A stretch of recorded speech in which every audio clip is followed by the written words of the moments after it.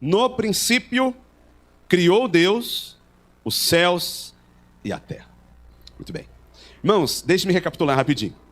A primeira mensagem que preguei nesse texto considerou a primeira palavrinha aí, a palavrinha no princípio. Para relembrar, o significado dessa palavrinha no princípio aqui, o Bereshit, depende de um conceito, de um fim, de um desfecho, de uma conclusão. Então o termo aponta a gente para um surgimento duplo. É o surgimento da matéria-prima, o surgimento do universo que Deus vai fazer, mas ao mesmo tempo é o início do andamento de um plano de Deus. O conselho eterno de Deus, estabelecido desde a eternidade passada, de antes da criação, que agora finalmente entra em vigor, entra em ação. Então, a realidade criada por Deus, o universo criado por Deus, tem essa natureza, eu vou falar uma palavra esquisita, mas confia em mim que eu vou te explicar. Tem uma natureza teleológica. Agora eu explico.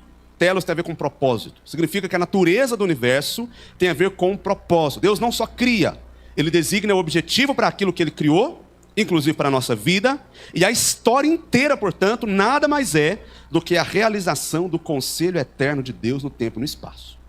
A história não está acontecendo ao léu, de forma contingente. Não.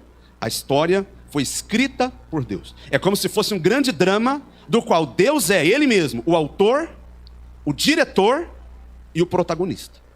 Aí vem, irmãos, nossa segunda palavra que nós já consideramos. Quem é o protagonista da grande história do universo? Não é você. Lamento te dizer. Eu sei que você ouviu a vida inteira que você é o centro da história do universo. Mas a história escrita por Deus e que está em ação, tem o protagonista sendo o próprio Deus. Deus, o Deus triuno, Pai, Filho e Espírito Santo, é o personagem principal da Bíblia. E a história toda sobre ele. Então, ele é o Elohim, a palavra que aparece aí, é o plural majestático, já falei sobre isso, aquela palavra que infunde nas nossas mentes um sentimento de grandeza, grandeza ilimitada, majestade suprema. O leitor que lê a primeira linha da Bíblia se prostra em temor diante desse grande Deus, que é, a gente já viu, pessoal, que é autoexistente, que é eterno e que é soberano. Irmãos, pense no contexto dos israelitas. Lembra que quem escreveu Gênesis foi Moisés. E ele está escrevendo primariamente para aquele grupo que está saindo do Egito como um bando de escravos e caminhando agora rumo à terra prometida. Nesse caminho, eles deverão enfrentar uma série de desafios dos mais variados, conforme você certamente sabe, uma vez que já está familiarizado com o Antigo Testamento. Eles iam ter que atravessar um deserto. Quando chegassem na terra de Canaã, eles iam ter que guerrear para conquistar o território. Como, afinal de contas, um bando de escravos teria condições de enfrentar todos esses desafios? Na certeza de que o Deus deles é o Deus supremo, poderoso. Então, irmãos, por um lado, é verdade, nós tememos diante desse grande Deus, mas quem se prostra diante desse Deus, não precisa se prostrar diante de mais ninguém. Então esse é um texto que nos dá coragem. A gente lembra que se esse grande Deus é o Deus que está conosco, não precisamos ter medo. Dizem que a expressão não temas aparece na Bíblia 366 vezes. Eu não contei, tá bom? Então eu estou confiando naqueles que contaram. Mas se isso é verdade, então nós temos um não temas por dia, durante o ano inteiro, e sobra um ainda para quando for no bissexto. Todos os dias o Senhor nos lembra, não tenha medo. Eu sou contigo. Eu sou o grande Deus. Eu sou o Deus Todo-Poderoso que vai te ajudar, estará com você nos desafios da vida. Hoje, agora finalmente, a gente chega na terceira palavrinha, que é o verbo criou.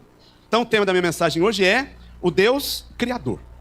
Deus criou. E eu queria hoje fazer dois movimentos, considerar os dois principais significados dessa palavra. Essa é a minha pregação hoje. Os dois principais significados dessa palavra. Bom, a palavra usada aqui, meus irmãos, é a palavra bará. E essa palavra que a Bíblia usa tem dois significados. O primeiro significado é o significado de uma ordem que Deus imprimiu na criação. Deixa eu explicar melhor. Originalmente, quando esse verbo era usado, ele significava normalmente separar, dividir, cortar, formar, produzir, criar. Então a ideia dessa palavra é a ideia de designar uma função, de organizar algo de acordo com um propósito maior. É parecido com o que um artista faz. Quando ele pega, por exemplo, aquele bronze, e daquele bronze ele faz uma estátua. Ou aquela pessoa que pega a madeira bruta e a partir da madeira faz, sei lá, uma mesa, uma cadeira, ou qualquer tipo de artigo de decoração e assim por diante. Então a grande ideia aqui é que Deus é um artista. Essa é a grande ideia da passagem. Quando a Bíblia diz Deus criou usando o termo bará, ela está dizendo que Deus é um artista. A obra de Deus, então, ela revela a sua imaginação, meus irmãos, que é riquíssima. A sabedoria de Deus que é transcendente. E os autores bíblicos entenderam isso muito bem. Veja como eles se referem à obra da criação de Deus como sendo uma verdadeira obra de arte. Cito alguns versículos para os irmãos. Começo citando Provérbios, capítulo 8, dos versos 22 a 30. Olha, por favor, a forma como a Bíblia diz que Deus cria todas as coisas com sabedoria, como se fosse uma obra de arte. Provérbios 8, a partir do verso 22, diz assim: o Senhor me possuía, isso aqui é a sabedoria. Provérbios, irmãos, é como se a sabedoria fosse uma pessoa que falasse. É um artigo literário, tá? Então, é como se fosse a sabedoria falando. O Senhor me possuía no início de sua obra, antes de suas obras mais antigas. Desde a eternidade eu fui estabelecida, desde o princípio, antes do começo da terra. Antes de haver abismos, eu nasci. E antes ainda de haver fontes carregadas de águas. Antes que os montes fossem firmados, antes de haver outeiros, eu nasci. Ainda ele não tinha feito a terra, nem as amplidões, nem sequer o princípio do pó do mundo. Quando ele preparava os céus, verso 27, aí estava eu, a sabedoria. Quando ele traçava o horizonte sobre a face do abismo, quando firmava as nuvens de cima, quando estabelecia as fontes do abismo, quando fixava ao mar o seu limite, para que as águas não traspassassem eles, quando compunham os fundamentos da terra, olha o verso 30, então eu estava com ele e era seu arquiteto. Olha que coisa. Para terminar o versículo, dia após dia, eu era suas delícias, folgando perante ele em todo o tempo. Olha o que o provérbio está dizendo. Quando Deus criou o universo, ele fez com sabedoria de um arquiteto. Ele arquitetou o universo. A arquitetura, meus irmãos, tem a ver não só com a funcionalidade, mas também tem a ver com a beleza. Também tem a ver com a forma com que aquilo de fato representa a grandeza, a glória de Deus. Olha Jeremias capítulo 10, versículo 12, eu leio só mais esse verso para a gente avançar. O Senhor fez a terra pelo seu poder e estabeleceu o mundo por sua sabedoria e com a sua inteligência estendeu os céus. Veja, não é só poder, sabedoria e inteligência enquanto ele criava todas as coisas. Os autores do Antigo Testamento entenderam. Deus é um artista. O que Deus fez não é só uma máquina, é uma obra de arte que Deus criou. No Novo Testamento, para provar para você o meu ponto, os autores bíblicos interpretaram assim. E no Novo Testamento, Jesus Cristo, o próprio Senhor Jesus, em Mateus capítulo 19, versículo 4, ele chama o Pai de Criador, mas a palavra que é Criador para nós em português é a palavra poiein, no grego. Poiein é de onde vem essa palavra poema, poesia. Então a criação para o Senhor Jesus é equivalente a um poema de Deus. Pensou? Não só isso. Eu vou te provar, você tem que sair daqui acreditando em mim, vou te provar na Bíblia. O apóstolo Paulo, em Efésios capítulo 2, versículo 10, diz: pois somos feitura dele. A palavra feitura é a palavra poema, traduzida para o português como poema. Veja, a ideia aqui do verbo bará é que a criação não é só algo útil e funcional, mas é a obra das mãos de um artista. A própria palavra cosmos, a gente fala criação do cosmos, aparece na Bíblia a palavra cosmos, significa ornamento, arranjo bonito, decoração. Então o universo não é só uma máquina, não é só um conjunto gigante de engrenagens. O universo é uma obra-prima. O Deus da Bíblia se preocupou em decorar, em organizar de tal forma que o resultado fosse como é um poema de Deus. Então, por favor, receba essas palavras que eu vou compartilhar agora como palavras de Deus para a sua vida. Você entendeu isso? A criação de Deus significa que Deus, ele fez uma obra de arte. Que Deus agiu como um artista. Que a criação é como se fosse um poema. Que o cosmos é um ornamento, é um arranjo bonito, é uma decoração. Então existe preocupação de Deus com beleza, porque Deus está revelando a sua glória na criação dele. A gente precisa lembrar algumas coisas sobre Deus. Meus irmãos, Deus se importa com poesia. Deus se importa com arte, porque Deus é o primeiro poeta que existiu.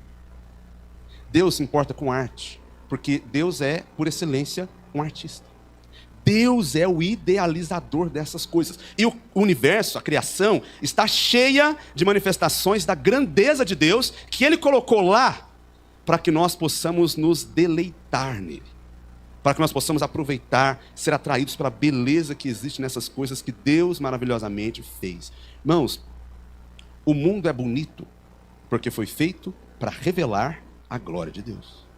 Essa é a grande verdade. Nós cantamos aqui hoje: vejo a natureza a proclamar que no céu existe um Criador. É isso. Porque quando a gente vê aquelas maravilhas todas, então nós sabemos que há um Deus, que é um artista, que criou essas coisas para a glória dele e para o nosso deleite. Isso, meus irmãos, deveria nos levar a uma doxologia, a uma adoração. A gente tem que ser menos pragmático e tem que aprender a contemplar as obras de Deus. A gente normalmente lida com todas as coisas ao nosso redor de uma forma muito utilitarista. Entende? Como que eu vou explorar isso daqui, usar isso daqui, fazer isso aqui, trazer alguma coisa que me traga algum benefício? Existem coisas que Deus criou que não podem ser explicadas só por causa da sua utilidade. Deixa eu dar exemplo. Meus irmãos, quem criou a comida, certamente foi Deus, concorda? Mas você poderia funcionar como se fosse um carro, uma moto, que é abastecido através de um único combustível a vida inteira. Apesar disso, Deus, quando criou e idealizou a alimentação, ele pensou numa série de odores, numa série de sabores. Então a gente experimenta doce, experimenta amargo. Falei doce, alguns aqui já salivaram já, né? Eu conheço as obras, viu? Estou vendo aqui os caras de formiga aqui da frente, estou vendo vocês, tá? Então, foi Deus que criou o doce, criou o salgado, criou o azedo, criou o amargo, criou aquela deliciosa salada de rúcula temperada com limão, azeite e sal. Nossa! Foi Deus que pensou nessas coisas. Ele poderia ter criado um único alimento. Isso a vida inteira você comeria um único alimento. Mas existe uma variedade de cores, de cheiros, de sabores. Por que isso? Porque Deus é um artista. E a alimentação é uma obra de arte das mãos de Deus. Ele se preocupou com mais do que só a utilidade do alimento. Você percebeu como que, por exemplo, no caso do alimento, eu estou falando de comida aqui porque eu vou te pegar pelo estômago, nem que seja pelo estômago. Você já percebeu como é que a experiência da mesa é tão valiosa para nós? Quando a gente se senta ao redor da mesa com algum alimento, não é só a alimentação em si, mas tudo aquilo que ela proporciona à medida que nós estamos juntos ao redor da mesa. Então isso faz com que a gente aprofunde a nossa comunhão, o nosso relacionamento, a gente enriqueça a nossa vida através dessas coisas que foram coisas que Deus fez. Deus não criou você igual um carro, você vai lá, abastece o mesmo combustível a vida inteira. E a gente tem esse privilégio, porque Deus fez isso. Então, a gente tem essa variação incrível de cores, de tons, de sabores. Irmãos, hoje o coral cantou aqui. Se a nossa voz servisse apenas para comunicação, ele poderia ter criado todos nós com exatamente o mesmo timbre vocal. Mas tem gente que fala grosso, tem gente que fala fino. Tem baixo, tem soprano, tem tenor, tem contralto, tem barítono, tem não sei o que lá, tem um monte de coisa. Por que Deus fez assim? Você entende? Por que o som não é só uma forma da gente se comunicar, mas a gente, então, identifica isso, junta isso de tal maneira que a gente faz música. E a gente canta música no culto. É porque Deus é um artista. Você entende? Então, cores, tons, sabores. Deus fez essas coisas para a nossa alegria, para a gente contemplar, desfrutar. Deus está falando conosco o tempo inteiro. A beleza de Deus está sendo comunicada em cada ato que você vivencia. Então, nós devemos honrá-lo, tanto buscando quanto promovendo isso na nossa vida, na nossa casa, nas nossas roupas, nos nossos penteados, nas nossas músicas, nos nossos templos, porque Deus se importa com isso. Deixa eu falar um negócio sobre templo aqui. Eu não sou judaizante não, viu, irmãos? Não quero voltar para o Antigo Testamento, mas eu acho que tem um princípio lá que é muito legal. Deus mandou o povo de Deus construir um tabernáculo no meio do nada. Aonde é que o tabernáculo estava erigido? No deserto. No deserto.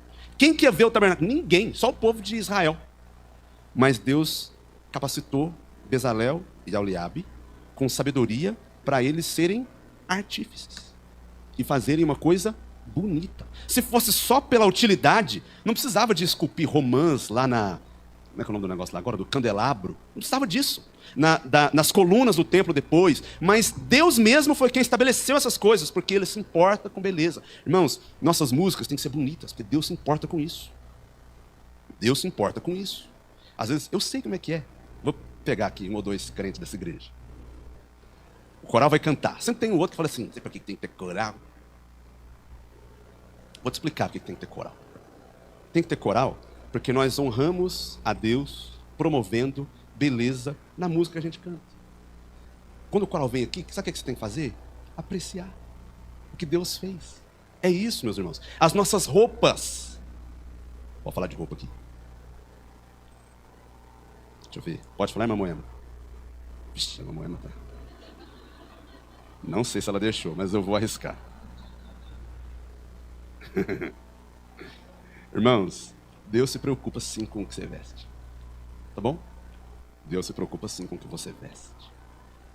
Especialmente quando a gente diz que a gente vai se encontrar com Ele. Não estou pedindo para você usar gravata igual eu não. Você viu que eu pus gravata hoje? Tá frio, tem que aproveitar, né?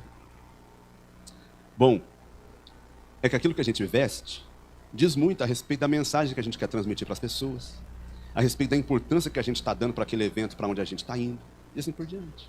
Então, Deus se importa com as nossas roupas. Deus se importa com as nossas casas. Você sabia que foi feita uma pesquisa? Se não estou enganado, aqui no Brasil mesmo. Agora, eu não lembro onde que eu li, gente. Eu fico lendo um monte de coisa. Mas eu li em algum lugar que fizeram uma pesquisa e perceberam que uma série de prédios antigos, igrejas, templos, por exemplo, antigos, normalmente não são demolidos, são transformados em outras coisas, mas as pessoas não têm coragem de demolir por causa da beleza deles. Por outro lado, certas construções que normalmente são só cinzas, sem decoração, sem nada, só serve para o povo morar, no primeiro momento em que aquilo é abandonado, o pessoal vem e demole sem dó. Por que que as igrejas antigas, por exemplo, que nem existem mais, mas o prédio continua lá?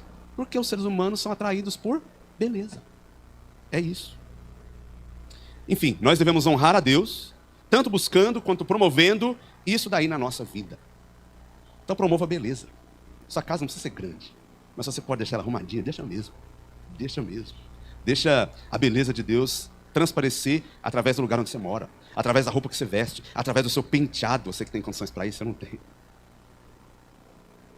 Eu tenho como deixar ele grandão assim, mas acho que não vai ficar legal. Mas através do seu penteado, através da sua música, através do nosso templo. Meus irmãos, se Deus permitir mesmo, a gente vai ampliar isso aqui. E não vai ser só, vai ser bonito. A gente vai trabalhar para isso. Porque certamente o Senhor se importa com essas coisas, tá? A gente tem que parar de ter essa visão muito utilitarista e aprender a adorar a Deus através das coisas que Ele fez para a gente admirar. E através dessas formas, perceber a própria glória dEle. Agora, dito isso, eu tenho uma segunda coisa para te dizer. Você é criado por Deus, certo? Deus é um artista. Deus é um artista e criou você. Aonde que eu quero chegar? Já entendeu, né? Significa, meus irmãos, que os seres humanos são obras-primas de Deus. Se você ler Gênesis, a gente vai chegar lá, né, no versículo 26, mas a forma como Deus parece que interrompe a narrativa natural da criação para falar a respeito da natureza daquele que seria a coroa da criação, que é o ser humano é uma obra de arte, feita pelas mãos de Deus. Vou falar isso aqui. Nem que seja pela fé, você vai receber. Não existe ninguém feio. Essa é pela fé, pela fé. Às vezes você não está vendo isso muito evidentemente, mas pela fé você vai receber essa palavra aqui. Não existe ninguém feio. Gente, o primeiro passo para a gente sair desses problemas de autoestima que tantas pessoas têm carregado é passarem-se a enxergar como obra de um artista que não faz nada errado. Se Deus fez você, Deus não errou.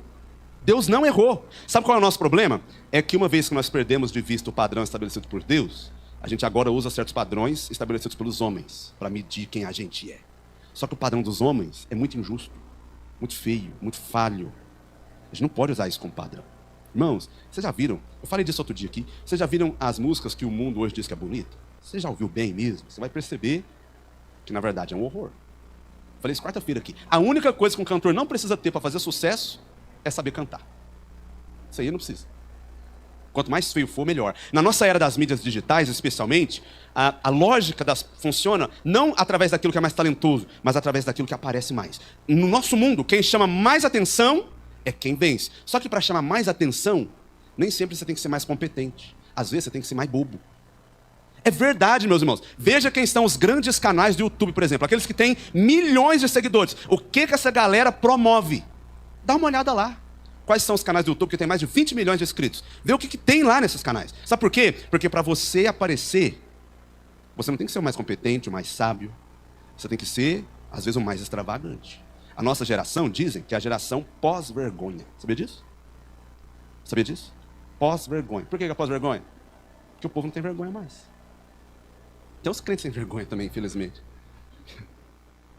Não deveria. Mas Sabe por que é assim? Porque essa é a nossa geração. E aí, numa geração como essa, nós temos dificuldade de enxergar as coisas e julgá-las conforme os padrões de Deus. Então, ouça, você vai ter que se livrar desses padrões impostos pelo mundo, esse mundo que é inimigo de Deus, e adotar os padrões de Deus. E a nossa missão é tão somente tornar aquilo que Deus nos criou para ser realidade. Então, é claro, por causa do pecado, algumas coisas foram distorcidas mesmo. Isso acontece. Qual que é o nosso papel? É arrumá-las de acordo com as nossas possibilidades. Então, atenção para eu falar umas coisas aqui agora bem práticas. Tem nada errado em ir no salão de beleza, não. Tá bom? Tem nada errado. Você não pode tornar a beleza um ídolo na sua vida. Você é uma pessoa vaidosa a ponto de entender que o seu valor está na forma como as pessoas enxergam você. Porque se isso acontecer, é uma tragédia. Aí a gente sabe o que acontece. A pessoa já está na idade avançada, mas ela está toda esticadona porque ela não aceita de jeito nenhum os efeitos da idade, né? Ela dá tchau, a perna levanta junto aqui. Já viu isso?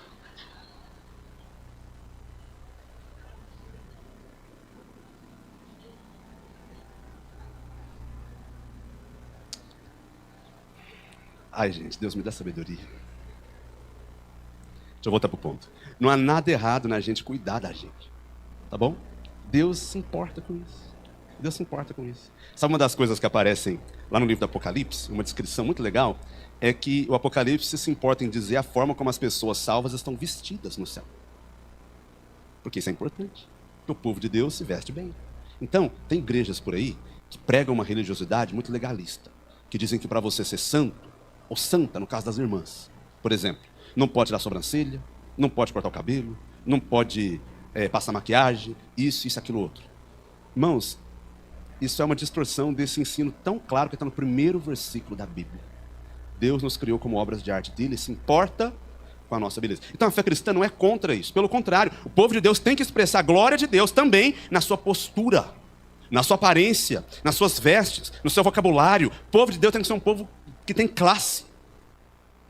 Então, esse é o primeiro significado do verbo bará. Ordem criacional, imaginação, sabedoria, glória de Deus, beleza. Deus revela a sua glória na obra que ele criou. A criação é uma obra-prima, é uma obra de arte, é um poema de Deus. Bará destaca Deus como se fosse um grande artista. Então a gente tem que resgatar essa visão exaltada da criação. Irmãos, quando aconteceu, por exemplo, a Reforma Protestante, um dos primeiros grandes impactos foi uma grande revolução cultural. Muitos aqui já devem ter ouvido falar, por exemplo, do Johann Sebastian Bach. Ele tinha a biblioteca dele, praticamente todos os livros do Martinho Lutero estavam lá e lia tudo. Ele era um crente no Senhor Jesus Cristo reformado, que falou assim, se isso é verdade, eu vou fazer música boa para a glória de Deus. E fez. E fez música para o culto, e fez música para a gente cantar fora do culto, nas festas, nos aniversários, assim por diante. Se preocupou com isso. Então, meus irmãos, a gente tem que resgatar essa visão exaltada da criação, que nos inspira admiração, deleite, louvor e gratidão. É isso que Deus quer. Aprenda a ser menos utilitarista e mais adorador. Contemple as coisas que Deus fez. Lembra daquele texto? Aliás, daquele hino? Senhor, meu Deus, quando eu maravilhado contemplo a tua imensa criação, os céus, a terra, os vastos oceanos, fico a pensar na tua perfeição. Então minha alma canta a ti, Senhor. Grandioso és tu. A gente tem que fazer isso mais. Tá bom? A gente tem que fazer isso mais. Segundo lugar. Bará, então, significa uma obra de arte. Significa que Deus é um artista. E que Deus criou o universo como se fosse uma obra-prima das suas mãos. Segundo lugar, bará significa, irmãos, uma atividade criadora que é exclusiva de Deus. Então aqui tem uma outra coisa muito legal dessa palavra. Essa palavra que aparece aqui, o verbo bará, na Bíblia, sempre é usada para denotar o fazer divino. Ela nunca é usada em referência a qualquer criatura, qualquer anjo, qualquer ser humano, de nenhuma forma. Sempre que ela é usada, ela expressa a grandeza e o poder singular das obras de Deus, que faz essas obras sem depender de nada, sem depender de matéria-prima, sem depender de ninguém, que faz tudo a partir do nada. Então, os cristãos, você e eu, nós confessamos que Deus é o Criador absoluto, que criou tudo a partir do nada. Não tinha nada, mas Deus trouxe todas as coisas à existência pela palavra do seu poder. Isso significa algumas coisas para nós. Vamos lá. Gente, não existe nada nesse mundo. Tudo que você olha ao seu redor, crianças, adultos, homens, mulheres, carros, atmosfera, oxigênio, o chão onde você pisa, não existe nada nesse mundo que exista de forma independente de Deus, porque Ele trouxe tudo à existência. Tudo foi ele que trouxe. Então, não havia nenhuma substância, não havia nenhum princípio de qualquer tipo que fizesse oposição a Deus. Não havia nenhum material que prendesse ele, não havia nenhuma força que circunscrevesse a sua liberdade.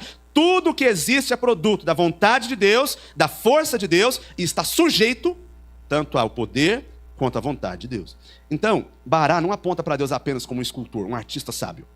Aponta para ele também como todo-poderoso, o detentor de poder ilimitado e que tem domínio absoluto sobre tudo. Gente, os autores bíblicos entenderam isso desde o começo. Mais uma vez, dou alguns exemplos. No Salmo 33, 9 diz: Ele falou e tudo se fez. Ele ordenou e tudo passou a existir. Tudo, menos a água que já existia. Tudo, menos o espaço, a matéria, a energia que já existia. Não. Tudo existe porque Deus ordenou e essas coisas vieram à existência. E aí é legal que logo a seguir, no Salmo 33, o salmista fala que Deus frustra os desígnios das nações. É como se ele estivesse dizendo assim: Deus é o Todo-Poderoso que trouxe todas as coisas à existência. Ele não está limitado a absolutamente nada. E, consequentemente, ele tem governo, domínio, soberania absoluta sobre todas as coisas. Por causa disso. No Novo Testamento, o apóstolo Paulo, em Romanos capítulo 4, versículo 17, ele relaciona o milagre da descendência de Abraão e Sara ao fato de Deus ser aquele que chama à existência as coisas que não existem. Está falando da criação. Hebreus 11, 3, o visível veio a existir das coisas que não aparecem. A igreja sempre creu assim. Cremos em Deus, o Pai Todo-Poderoso, Criador dos céus da terra. Note a relação que nossos irmãos lá no primeiro século já estavam fazendo. Se ele é o Criador, ele é o Todo-Poderoso. Bem, irmãos, nosso Deus é o Todo-Poderoso. Como que isso daí pode fazer bem para a gente, para a nossa vida? Vou compartilhar algumas coisas para a gente concluir. Irmãos, pense na nossa vida de oração, por exemplo. Pense na nossa vida de oração. Quantos de nós, talvez você aqui, hoje, nessa noite, nos deparamos com situações, às vezes, complexas, que vão além das nossas forças? Quantos de nós? Acho que praticamente todos nós em algum momento da vida. Quantos de nós nos deparamos com desafios, com empecilhos, com obstáculos, com circunstâncias que a gente não consegue mudar? Não dá para mudar. Por mais que você queira, por mais que você tenha razão, por mais que você faça tudo que você pode, ainda assim essas coisas são maiores do que você. Quantos de nós? Mas deixa eu dizer, não existe nada maior do que o nosso Deus. Ele pergunta, e ele perguntou para a gente nessa noite: agindo eu, quem impedirá? Porque se Deus age, quem pode impedir? Claro, é uma pergunta retórica, a resposta é ninguém. Então, quando nossas forças acabam ou são insuficientes, aí a gente se depara com a nossa fraqueza real. Só que isso não é o fim da nossa esperança, não para o crente. Porque o crente pode olhar para o céu e dizer: Tu és o Todo-Poderoso. Não há jamais impossíveis para o Senhor. Nada, diz a Bíblia, lhe é demasiadamente difícil. Senhor, o Senhor fez os céus e a terra sem precisar de nada. Então faz também a obra na minha vida. Você pode orar assim. Você pode orar assim: Senhor, o Senhor fez o céu e a terra sem precisar de nada. Então faz a paz no meu coração que está angustiado. Você pode orar dizendo: Senhor, o Senhor fez os céus e a terra sem precisar de nada. O Senhor chamou e tudo veio a existir. Então faça as portas abrirem na minha vida. Então faça as curas acontecerem. Chama a existência. A gente vai chegar lá, mas Gênesis vai dizendo que Deus diz: haja, e há. Deus é aquele que diz: haja, e há. Você não é assim. Tem uma doutrina meio ruim, que infelizmente muitos crentes acabam abraçando, que é de que há poder nas suas palavras. Eu vou te contar outra coisa aqui. Puxa. Não há poder nas suas palavras. Você não pode dizer haja e haverá. Eu ia falar haja, hajar e haverá. Mas Deus pode. E esse Deus é o nosso Deus. Então, Deus, chama a existência na minha vida aquilo que nesse momento ainda não existe. Senhor, eu me meti numa dívida grande demais, muito maior do que eu. Não tem como eu pagar. Chama, Senhor, a existência, o recurso, para que eu tenha condições de honrar meu compromisso. Você pode orar assim. Chama, Senhor, a existência, o perdão nesse relacionamento aqui que está quebrado há tanto tempo. Você pode orar assim. Chama, Senhor, a existência, a saúde, que não existe agora nesse corpo debilitado. Você pode orar sim. A gente pode orar sim. Então, não tema, meu irmão. Ei, minha irmã, não tenha medo. Creia e ore, porque o nosso Deus tem poder. Essa é a certeza que a gente tem. Eu queria ler um texto com os irmãos, e a partir desse texto a gente vai fazer um negócio aqui. Tem um episódio na Bíblia que me chama muita atenção, certamente muitos conhecerão, que está no segundo livro das Crônicas, no capítulo 20. Lá a gente tem um rei muito importante chamado Josafá. E o Josafá arrumaram guerra com ele, os moabitas, os amonitas, né? Como sempre. E o exército deles era muito grande. E aí, ele viu aquilo, e aí a Bíblia diz que ele falou assim, gente, é o seguinte, nós vamos colocar diante do exército os sacerdotes. E aí eles vão louvar o Senhor na hora da guerra. Imagina o sacerdote. Diante deles o exército inimigo, e aí Josafá entrega para ele um violão. Fala, tá aí, Guilherme Soares, toca aí. Se o inimigo vier, você quebra o violão na cabeça dele. Não deu arma nenhuma para eles. Deu instrumentos musicais e pôs o povo para louvar. E aí o povo está louvando. E aí o rei Josafá faz uma oração. Está no versículo 11. Segundo Crônicas 20, 11. Está escrito assim. Ih, não é aqui não, peraí. Pronto, tá vendo? Que agora eu perdi. Tá, se vocês acharem aí, vocês me ajudam. É segundo Crônicas, capítulo 20, até aí eu tenho certeza. O versículo 12. Obrigado, povo de Deus. Tá vendo? O Senhor chama a existência aqui, a minha visão no texto certo. Ah, nosso Deus, está orando aqui o rei Josafá. Acaso não executarás tu teu julgamento contra eles? Porque em nós, olha o que diz, em nós não há força para resistirmos a essa grande multidão que vem contra nós. Não sabemos nós o que fazer. Porém, ao final do verso, os nossos olhos estão postos em ti. Eu não tenho força. Em nós não há força. Mas os nossos olhos estão postos em ti. Porque tu és o Deus Todo-Poderoso. Que quando chama à existência aquilo que não existe, aquilo passa a existir. Pelo poder da sua palavra. Então vou te falar o que é que eu quero fazer. A mensagem não acabou, hein? Mas eu quero chamar você que tem uma causa impossível para vir cá. A gente vai orar agora. É essa oração do rei Josafá. Se tiver alguém nessa noite que está passando por uma situação parecida como essa, e está dizendo assim, Senhor, não há força em mim, mas os nossos olhos estão postos em ti. Eu quero te chamar para você vir aqui mesmo. E aí a gente vai orar a Deus, assim como o rei Josafá orou. E a gente vai pedir misericórdia de Deus. Você que a sua causa é possível, precisa vir não. Eu quero dar impossível. Porque aí depois a gente vai ouvir o testemunho dos irmãos dizendo assim, pastor, eu não tinha como, mas eu busquei. E o nosso Deus tem poder, está aqui a resposta da minha oração. Quem crê? Se você crê, eu quero que você venha. E a gente vai clamar ao Senhor juntos agora. Essa oração, do jeito que o rei Josafá orou. E não vai embora que a mensagem não acabou. Eu vou voltar para ela.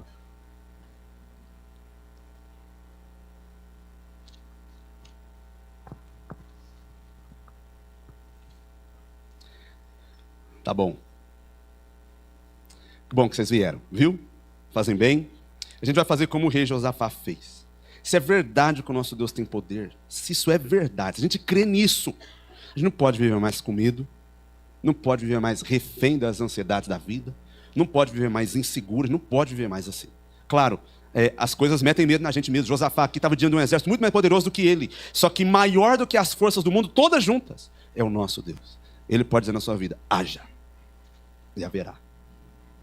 Então vamos buscar ao Senhor, a gente vai orar juntos agora.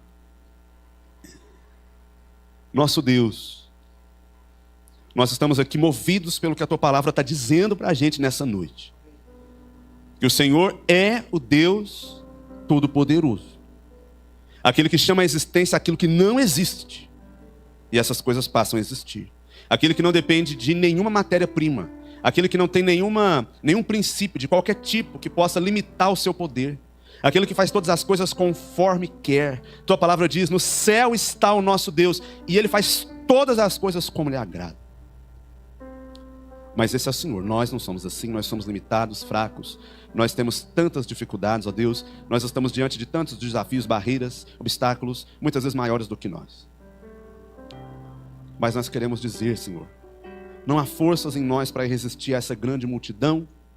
Nós nem sabemos o que fazer, mas os nossos olhos estão postos em Ti. Eu me coloco junto com os meus irmãos aqui. O Senhor sabe qual é o meu pedido de oração. E eu sei que esses que vieram aqui também têm. Muitos dos que estão em casa também têm. Alguns que não se levantaram, mas estão aí também têm. Nossos olhos estão postos em Ti. A gente coloca as nossas armas no chão. A gente confessa a nossa fraqueza. Mas bendita é aquela fraqueza que nos faz depender do Todo-Poderoso. E nós queremos dizer ao Senhor que queremos muito experimentar, muito que se cumpra em nós aquilo que diz na Tua palavra, que o poder do Senhor se aperfeiçoa na nossa fraqueza. Que possa acontecer isso mesmo. Que amanhã ou depois, quando as respostas vierem, todos saibam de forma muito clara, não fomos nós, foi o Senhor. Deixa, Senhor, Teu povo ver. Eu quero pedir ao Senhor, deixa o Teu povo ver. Deixa o Teu povo ver Teus milagres. Milagres mesmo. Eu não tenho medo de pedir por milagres. Eu sei que o Senhor pode não fazê-los, mas eu como filho creio que posso pedir. Então deixa eu ver os milagres do Senhor na vida dos Teus filhos, nossos irmãos aqui nessa igreja. Deixa a gente ver o Senhor fazer coisas extraordinárias. Deixa a gente olhar para trás amanhã ou depois e saber. Nós fomos lá, clamamos ao Senhor, não podíamos fazer nada, mas Ele fez. O Senhor diz na nossa vida, haja, para que essas coisas de fato venham à existência. Que haja paz nos relacionamentos quebrados, que haja perdão, que haja cura, que haja libertação, Senhor. Que haja suprimento, que haja portas de emprego, que haja capacitação para o serviço, que haja sabedoria para criar os filhos, que haja direção para a tomada de decisões importantes. Senhor, seja o que for, que haja cura, ó Deus, nos corpos doentes, enfermos. Diga, Senhor, mais uma vez, haja. E nós cremos que haverá. Por favor, olha para esses irmãos aqui, para essas irmãs, e ajuda a gente a não ter medo. Renova, Senhor, a fé que nós temos no fato de que o nosso Deus tem poder. Em nome de Jesus, nós apresentamos as nossas causas. Eu repito, os nossos olhos estão postos em Ti. Não há forças, não há o que fazer, nós não sabemos. Mas a gente vai estar aqui louvando ao Senhor, seja o que acontecer, haja o que houver, esperando a Deus com as mãos abertas as respostas do Senhor que cremos que chegarão. Quando elas chegarem, que o Senhor dê para esses irmãos aqui corações gratos. E que eles possam ter coragem de vir aqui e dizer, eu orei e Deus me atendeu. Porque Ele é o nosso Deus Todo-Poderoso. Em nome de Jesus, amém. Pode sentar, meus irmãos. Obrigado por terem vindo aqui. Com fé, tá? Vamos continuar crendo. Nosso Deus é bom e nos ama.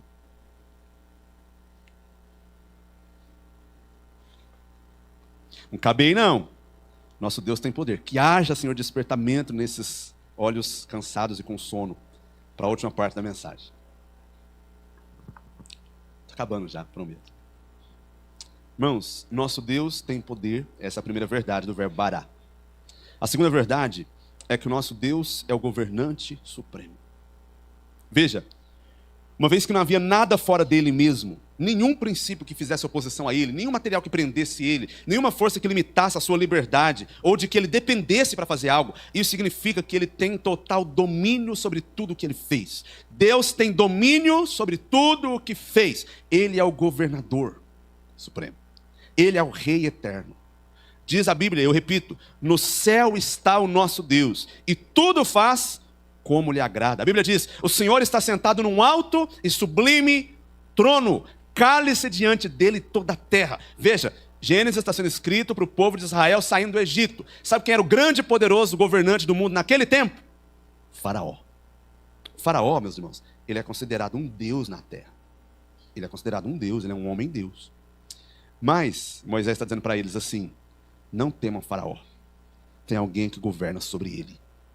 Tem alguém que domina sobre ele. A Bíblia diz, ele frustra os desígnios das nações. A Bíblia diz, as nações conspiram contra o Senhor e o seu ungido. Salmo capítulo 2. Sabe o que a Bíblia diz que Deus faz com relação aos poderosos desse mundo que conspiram contra ele?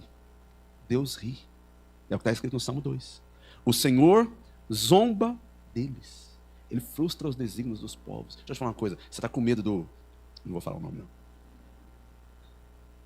Mas você está com medo aí de certos governantes, certos poderosos desse mundo no Brasil. Você está pensando assim, o que vai ser da igreja? Meus irmãos, eles só vão até onde Deus deixar.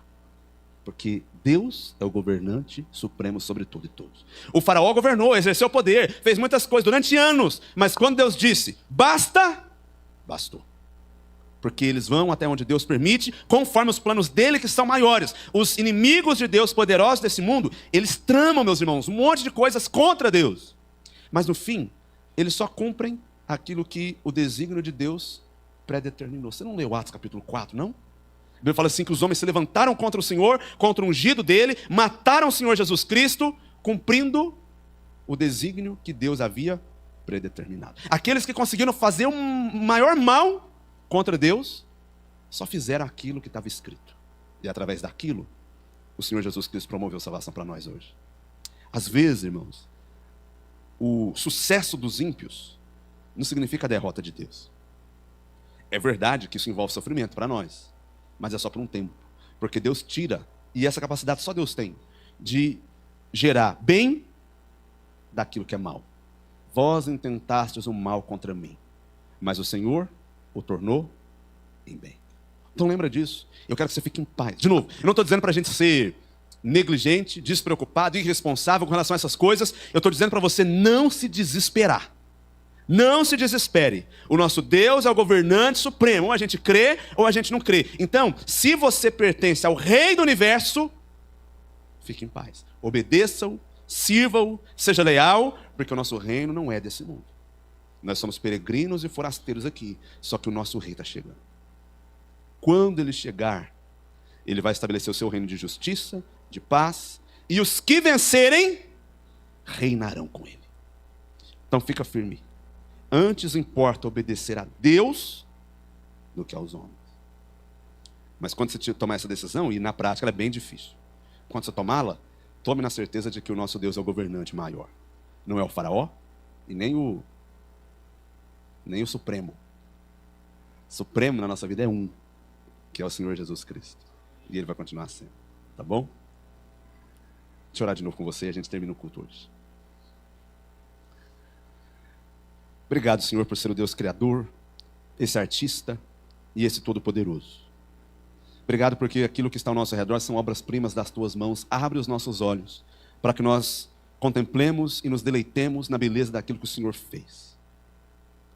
Ao mesmo tempo, Senhor, ajuda a gente com o poder do Senhor nos socorrendo. E exerce, Senhor, a Tua autoridade sobre os povos desse mundo. Frustra os desígnios das nações. Dá vitória para a Tua igreja, Senhor. Diante de todas essas verdades, nós queremos ir embora confiando em Ti. E renovados, ó Deus, na esperança. Faz isso na nossa vida. Diga, haja. Para que de fato haja paz, alegria de viver, forças, capacitação na vida de todos aqui. Que a graça do Senhor Jesus Cristo, o amor de Deus, a comunhão do Espírito, sejam sobre todos, nessa noite, nessa semana, e para todos sempre. Amém. Vamos em paz. Obrigado por sua atenção. Que Deus te abençoe.